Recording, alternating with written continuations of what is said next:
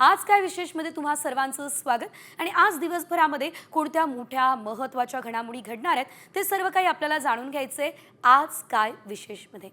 3 बातम्या अतिशय महत्त्वाच्या। पहिली बातमी अभिनेता सैफ अली खान संदर्भातली, त्याच्यावर हल्ला झालाय आणि सैफ अली खानवर हल्ला करणाऱ्या आरोपीला आता अटकही करण्यात आलेली आहे। ठाण्यातून त्याला अटक झाली आहे, तर तो बांगलादेशी असल्याचा पोलिसांना संशय। या संदर्भात विस्तृत बातमी आपल्याला बघायची आहे। दुसरी बातमी आता मंत्री धनंजय मुंडेंसंदर्भातली। धनंजय मुंडे शिर्डीतील राष्ट्रवादीच्या अधिवेशनाला उपस्थित राहणार आहे आणि ते अधिवेशनात भाषण सुद्धा करणार असल्याचं कळत आहे। तर वाल्मिकी कराडच्या अटकेनंतर आता विरोधकांकडून धनंजय मुंडेंच्या राजीनाम्याची सुद्धा मागणी करण्यात आलेली आहे। त्यामुळे मुंडे काय बोलणार याकडे सर्वांचं लक्ष आहे। तिसरी बातमी लाडकी बहीण यांना मिळणाऱ्या आर्थिक मदतीसंदर्भातली आहे। लाडक्या बहिणींना 2100 रुपये मिळण्याची शक्यता कमी आहे। या संदर्भात विस्तृत बातमी आपण या बुलेटिनमध्ये अर्थातच आज काय विशेषमध्ये बघणार आहे।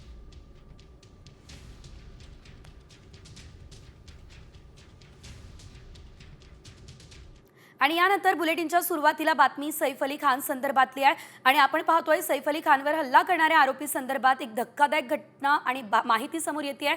आरोपी बेकायदेशीर बांगलादेशी असण्याची दाट शक्यता आहे। ठाण्यातून आरोपी मोहम्मद अलियानला बेडा टोकण्यात आलाय। आरोपीने सुरुवातीला आपलं नाव विजय दास असं सांगितल्याचं देखील कळतंय आणि या दरम्यान मात्र हा आरोपी बेकायदेशीर बांगलादेशी असल्याचा संशय पोलिसांना आहे। आरोपीला खार पोलीस स्टेशनमध्ये आणण्यात आलंय। मुंबई पोलीस आता आरोपींच्या कागदपत्रांची पडताळणी करतायत। दरम्यान आता आपण पाहतोय ही दृश्य कोणत्या परिसरातून या आरोपीला ताब्यात घेतलं त्या दरम्यानची आपण ही दृश्य पाहू शकतोय। सैफवरती हल्ला करणारा आरोपी बांगलादेशी आहे का हा सवाल आता उपस्थित झालेला आहे। मोहम्मद अलियानला ठाण्यातून बेड्या ठोकण्यात आलेल्या आहेत।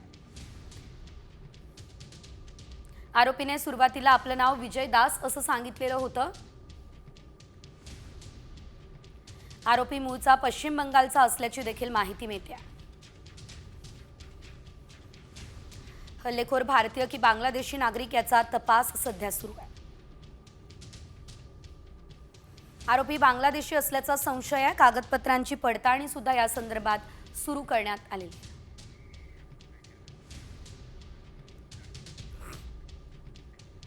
आणि यानंतरची बातमी लाडक्या बहिणींसाठी महत्त्वाची आहे, कारण लाडक्या बहिणींना 2100 रुपये मिळण्याची शक्यता कमी आहे। कारण राज्य सरकारने तसा प्रस्ताव तयार केलेला नाही आहे आणि महायुतीने निवडणुकीच्या प्रचारात लाडक्या बहिणींना 2100 रुपये देण्याचं आश्वासन तर दिलं, मात्र यासाठी कोणतीच पूर्वतयारी केलेली नाही आहे। प्रस्ताव पाठवलाच नाहीये आणि या बातमीला महिला आणि बालविकास मंत्री आदिती तटकरेंनी सुद्धा दुजोरा दिलाय।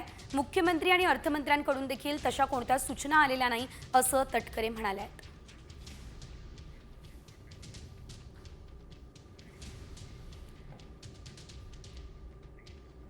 यासोबत इतर काही मोठ्या आणि महत्त्वाच्या घडामोडी सध्या राज्यभरात घडताय, त्या बातम्यांचा आढावा आपल्याला पुढे घ्यायचा आहे। मात्र सुरुवातीला काही राजकीय अपडेट्स पाहूयात। रायगडचं पालकमंत्रीपद आदिती तटकरे यांच्याकडे आहे, तर शिंदे गटाचे मंत्री भरत गोगावले यांनी मात्र रायगडचं पालकमंत्रीपद आपल्याला मिळेल असं मंत्रिपदाची शपथ घेतल्यानंतर सांगितलं होतं।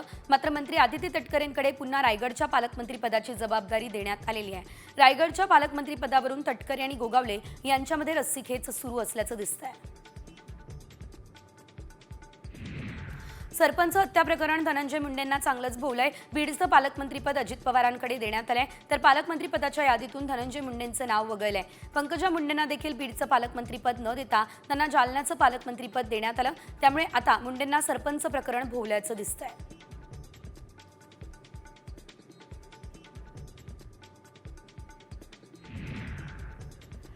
वाल्मिक कराड आणि विष्णू चाटे यांच्या जामीन अर्जावर 20 जानेवारीला पुढची सुनावणी होणार आहे। तर सरपंच संतोष देशमुख हत्येचा कट केल्याच्या संशयावरून मकुका लागलेल्या वाल्मिक कराडला जामिनासाठी अर्ज करण्यात आला। दरम्यान संतोष देशमुख यांचे बंधू धनंजय देशमुख यांचा शुक्रवारी केज न्यायालयामध्ये जबाबही नोंदवण्यात आलेला आहे।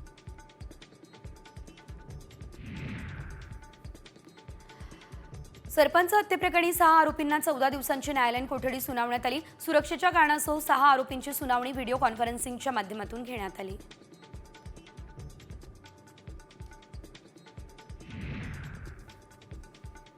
सोलापूरमध्ये वाल्मिक कराडची दुसरी पत्नी ज्योती मंगल जाधव यांच्या नावे जमीन आहे, तर बार्शीमधील शेंद्री गावात 36 एकर जमीन असल्याचा दावा सामाजिक कार्यकर्त्या अंजली दमानी यांनी केलाय। याच शेतात सालगडी म्हणून राहणाऱ्या शिंदे कुटुंबानं गेल्या 3 महिन्यांपासून पैसे न दिल्याची खंतही आहे। सोलापूर जिल्ह्यात देखील वाल्मिक कराडची कोट्यवधींची संपत्ती असल्याचा दावा सामाजिक कार्यकर्ते अंजली दमानी यांनी केला। वाल्मिक कराडची दुसरी पत्नी ज्योती जाधव यांच्या नावानं ही संपत्ती असल्याचं ट्विट दमानिया यांनी केला।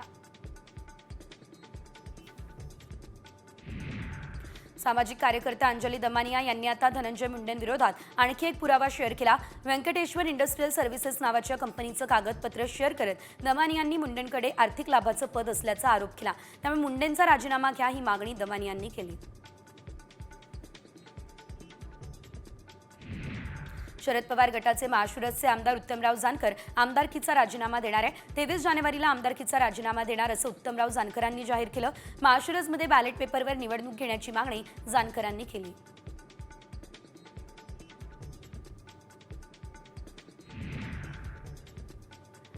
पंढरपूरच्या महाशिवराजमधील मार्कडवाडीतील ईव्हीएम विरोधी मुद्दा आता दिल्लीमध्ये जंतर मंतरवर गाजणार आहे। 22 आणि 23 जानेवारीला आमदार उत्तमराव जानकर यांच्यासह बच्चू कडू ही आंदोलन करणार आहेत।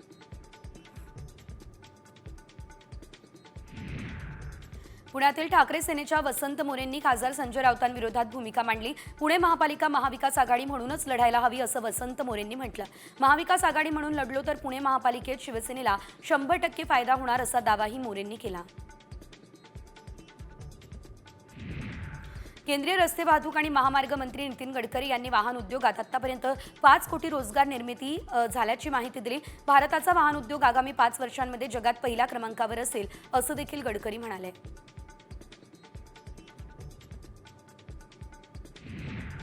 राज्याच्या क्रीडा खात्याने जिम आणि क्रीडा साहित्याच्या खरेदीसाठी 3 वर्षांसाठी काढलेली 690 कोटींची निविदा शासनानं रद्द केली। पुण्यात याबाबत पत्रकार परिषद घेत शरद पवार गटाचे प्रवक्ते सुनील मानेंनी संभाव्य भ्रष्टाचार उघडकीस आणला।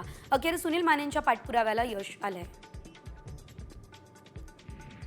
सैफवरील हल्ला प्रकरणी हल्लेखोराचा नवीन व्हिडिओ सध्या समोर आलाय। हल्ल्यानंतर हा आरोपी वांद्रे येथून दादरला गेला। हा आरोपी दादर स्थानकातून बाहेर पडतानाचा व्हिडिओ आहे। याआधी आरोपीने दादरमध्ये हेडफोन खरेदी केल्याचा व्हिडिओ देखील समोर आलेला होता। सैफ अली खानवर जीवघेणा हल्ला करणाऱ्या आरोपीला ठाण्यातून अटक झाली आहे। ठाण्यातील कासारवडवली या ठिकाणी हिरानंदानी इस्टेटच्या मागील परिसरातून मुंबई पोलिसांनी आरोपीला अटक केली। आरोपीचं नाव मोहम्मद अलियान उर्फ बीजे असं आहे। त्याने सुरुवातीला पोलिसांना स्वतःचे बनावट नाव विजय दास असल्याचं सांगितलंय।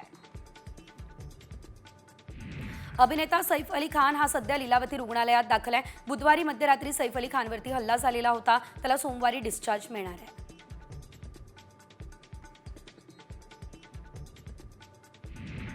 रक्तबंबाळ अवस्थेत सैफला रुग्णालयात दाखल करणाऱ्या रिक्षा चालकाची चौकशी झाल्याची माहिती आहे। रिक्षा चालक भजन सिंगला आता पोलिसांनी वांद्रे पोलीस स्टेशनमध्ये बोलावलंय। रिक्षा चालकाचा जबाब पोलिसांनी नोंदवल्याची शक्यता आहे।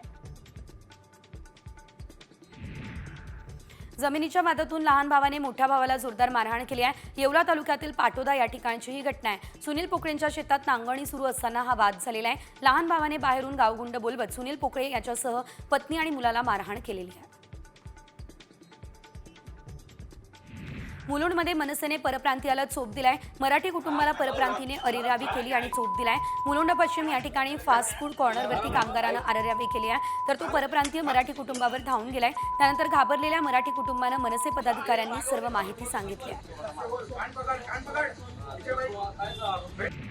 जादूटोण्याच्या संशयावरून वृद्ध महिलेची नग्न धिंड काढण्यात आली आणि या प्रकरणी गुन्हा सुद्धा दाखल झालाय। साम टीव्हीच्या बातमीच्या दणक्यानंतर पोलिसांनी हा गुन्हा दाखल केला। या प्रकरणी 5 जणांना पोलिसांनी बेड्या ठोकल्या। या 5ही जणांविरोधात महाराष्ट्र नरबळी अमानुष अनिष्ट अघोरी प्रथा, जादूटोणा अधिनियम याप्रमाणे गुन्हे दाखल झालेत। गोरेगावच्या पत्राचा या ठिकाणी घराच्या प्रतीक्षेत असलेल्यांची लॉटरी विजेत्यांची प्रतीक्षा आहे। मात्र ही प्रतीक्षा आता संपली। अर्धवट रखडलेले इमारतींचे काम म्हाडाकडून पूर्ण करण्यात आले। संबंधित विजेत्यांना ऑफर लेटर देखील पाठवण्यास सुरुवात झाली आहे।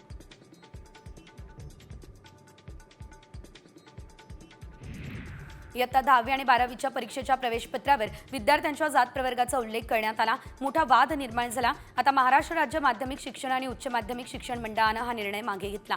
आता परीक्षेसाठी नव्यानं प्रवेशपत्र जारी करण्यात येणार आहे। शिवसेना ठाकरे गटाचे आमदार सुनील शिंदेंच्या कारला बेस्टच्या बसने धडक दिली आहे। रस्त्याच्या कडेला कार पार्क करून सुनील शिंदे हे महेश सावंतांच्या शाखेच्या दिशेला गेले आणि त्याच दरम्यान बेस्टच्या बसने त्यांच्या कारला धडक दिली आहे। कारमध्ये शिंदेंचा चालक बसून होता, मात्र सुदैवानं चालकाला कोणती दुखापत झालेली नाही।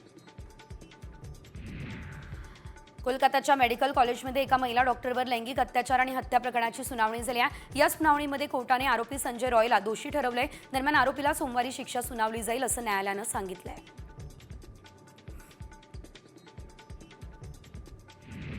शेअर मार्केटच्या नावानं लाखो रुपयांचा फायनान्शियल फ्रॉड करण्यासाठी कारस्थान रचलं जातं असं समोर आलं। राजस्थानमधील नागौर गावातील व्यक्तींनी पुणे जिल्ह्यामध्ये आणून बनावट कागदपत्रांच्याद्वारे त्यांचे बँक अकाउंट उघडण्यात आल्याचा धक्कादायक प्रकार सायबर पोलिसांनी उघडकीस आणला।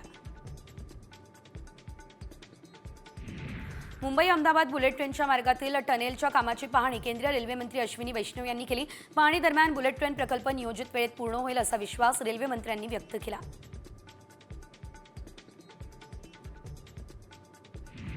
बेलापूर ते पेंदर मेट्रो सेवा दर 10 मिनिटांनी सोडण्याचा निर्णय सिडकोने घेतला। सोमवारपासून या निर्णयाची अंमलबजावणी होणार आहे। गर्दीच्या वेळी दर 10 मिनिटांनी ही मेट्रो धावणार आहे।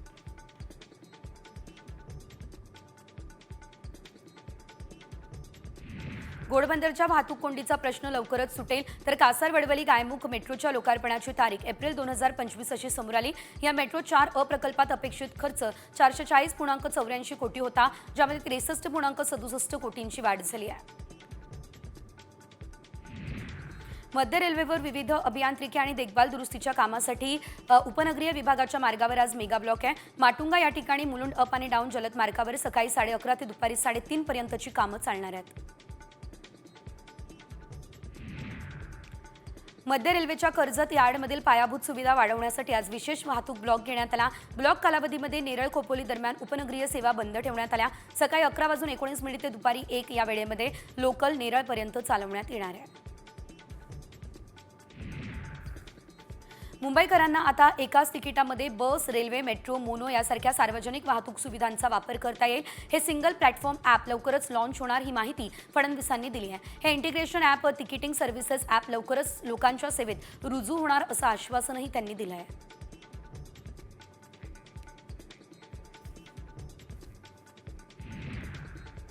आणि यानंतर पुढे एक मोठी बातमी जी की राजकीय विश्वातून आहे। मंत्री धनंजय मुंडे राष्ट्रवादीच्या अधिवेशनासाठी शिर्डीमध्ये दाखल झाले। विशेष म्हणजे धनंजय मुंडे आणि उपमुख्यमंत्री अजित पवार यांचा मुक्काम एकाच हॉटेलमध्ये असल्याचं कळतंय। त्यामुळे अधिवेशनाआधी अजित पवार आणि धनंजय मुंडे यांच्यामध्ये चर्चा होण्याची देखील शक्यता आहे। धनंजय मुंडेंना पालकमंत्री पदावरून डावललेलं नाही तर वाल्मिक कराड प्रकरणामध्ये धनंजय मुंडेंच्या राजीनाम्याची मागणीही विरोधक करताय। त्यामुळे आता अजित पवार आणि धनंजय मुंडेंमध्ये काय चर्चा होते हे पाहणं अतिशय महत्त्वाचं असेल।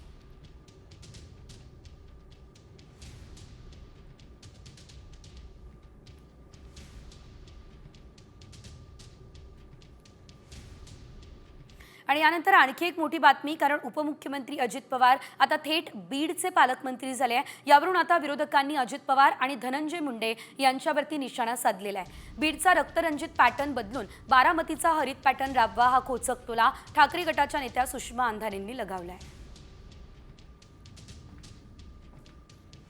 बीडमध्ये रेल्वेचा प्रश्न असेल, MIDCचा प्रश्न असेल, असे अनेक प्रलंबित प्रश्न आहेत, ते किमान आपल्या निमित्ताने मार्गी लागतील अशी अपेक्षा दादा आपल्याला विनंती आहे। बीडचा रक्तरंजित पॅटर्न बदलून बीडमध्ये बारामतीचा हरित पॅटर्न आपण राबवावा। आणि यानंतर पुढे इतरही काही मोठ्या आणि महत्त्वाच्या अपडेट्स वेगवान स्वरूपात। सिंधुदुर्गच्या सह्याद्री पट्ट्यातील दोडामार्ग वानोशी गावातील जंगलात उडणाऱ्या खारीचं दर्शन झालंय। ही अत्यंत दुर्मिळ प्रजाती आहे आणि विदर्भातील काही अभयारण्यांमध्ये ही प्रजाती आढळून येते आहे। मात्र सिंधुदुर्गच्या दोडामार्गमध्ये उडणारी खार दिसली आहे। जंगल सफारीवेळी डॉक्टर श्रीकृष्ण मगदूम यांना उडणारी खार आढळली आहे। ICC चॅम्पियन्स ट्रॉफी 2025 साठी भारतीय संघाची घोषणा झाली आहे। रोहित शर्मा हा भारतीय संघाचं नेतृत्व करणार आहे। शुभमन गिल उपकर्णधार असेल तर ऋषभ पंत आणि KL राहुल अशा 2 विकेटकीपर बॅट्समनची निवडही झाली आहे। या 2 खेळाडूंमुळे संजू सॅमसनला संघातून वगळण्यात आलेलं आहे।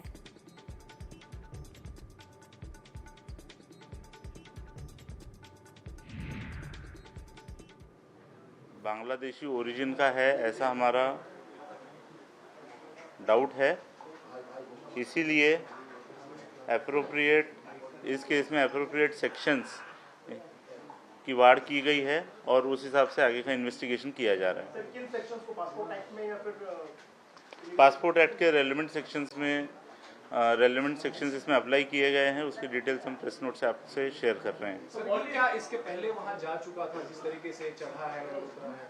अभी तक ऐसा कुछ इन्वेस्टिगेशन में निष्पन्न नहीं हुआ है।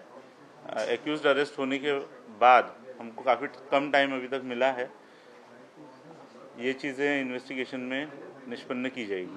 सर, मुंबई में कहाँ रह रहा था? मुंबई में So there is a primary evidence to anticipate that this accused is a Bangladeshi. He doesn't have a Indian valid document, and there are some seizures which indicate that he is a Bangladeshi national. Sir, had you gone to self-test this earlier? Was this the first time he had entered or by accident? As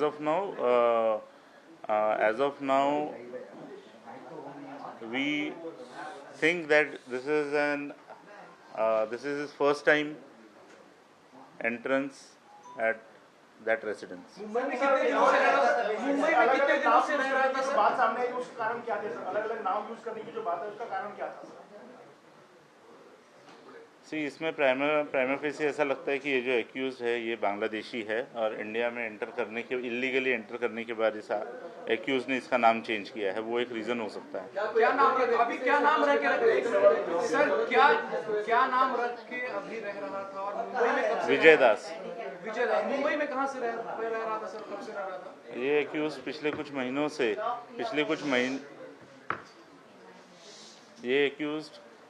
पिछले 5-6 महीने पहले मुंबई आया है, ऐसा पता चला है। कुछ दिन ये मुंबई में रहा, बाद में मुंबई की विसिनिटी के कुछ टाउन्स में रहा और 15 दिन पहले फिर मुंबई आया है, ऐसा इन्वेस्टिगेशन में पता चला है। क्या काम करता था सर ये? हाउसकीपिंग। बघितलं पोलिसांची सध्या पत्रकार परिषद सुरू होती आणि सैफ अली खानवर हल्ला करणारा जो आरोपी आहे 15 दिवसांआधीच मुंबईमध्ये आला असल्याची माहिती मिळत असल्याचं त्यांचं म्हणणं आहे। शिवाय तो बांगलादेशी असण्याची शक्यता आहे। या संदर्भातला अपडेट घेणार आहोत, मात्र तुर्तास वळूयात इतर काही मोठ्या आणि महत्त्वाच्या अपडेट्सकडे। गरुड मंडप हा करवीर निवासिनी श्री अंबाबाई मंदिराचा महत्त्वाचा भाग आहे, मात्र याच ऐतिहासिक मंडपाच्या खांबांना वाळवी लागली आहे। खांबांना वाळवी लागल्याने हे खांब खचून मंडपाला धोका निर्माण होऊ शकतो, त्यामुळे आता तातडीने या कामाच्या दुरुस्तीच्या प्रक्रियेलाही सुरुवात झाली आहे।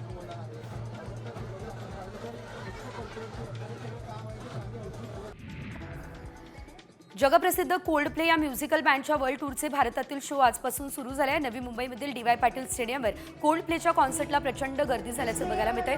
कोल्डप्ले रॉक बँडचा हा ठरणारा शेवटचा लाईव्ह शो होणार असं देखील बोललं जातंय। या वर्ल्ड टूरनंतर कोल्डप्ले निवृत्त होणार अशी चर्चा देखील रंगली आहे।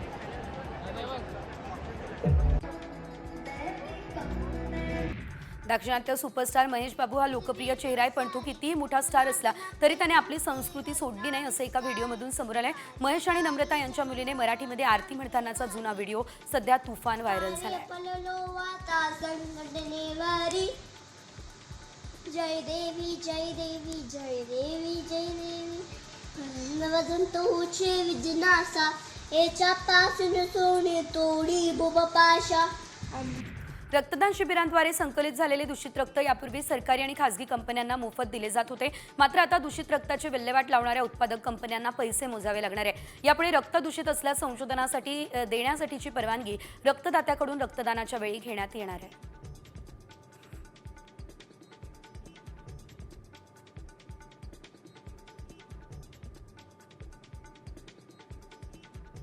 महाकुंभ मेळ्यामध्ये तब्बल 5 करोड 51 लाख रुद्राक्षांपासून 12 ज्योतिर्लिंग तयार करण्यात आलेले आहेत। या ज्योतिर्लिंगांची उंची 11 फूट इतकी आहे, तर या ज्योतिर्लिंगांसमोर 11 करोड मंत्रांचा जप करण्यात येणार आहे। भगवान शिवच्या महासाधनेसाठी तयार केलेल्या या शिवलिंगाच्या बाजूने 11,000 त्रिशूलही लावण्यात आलेले आहेत।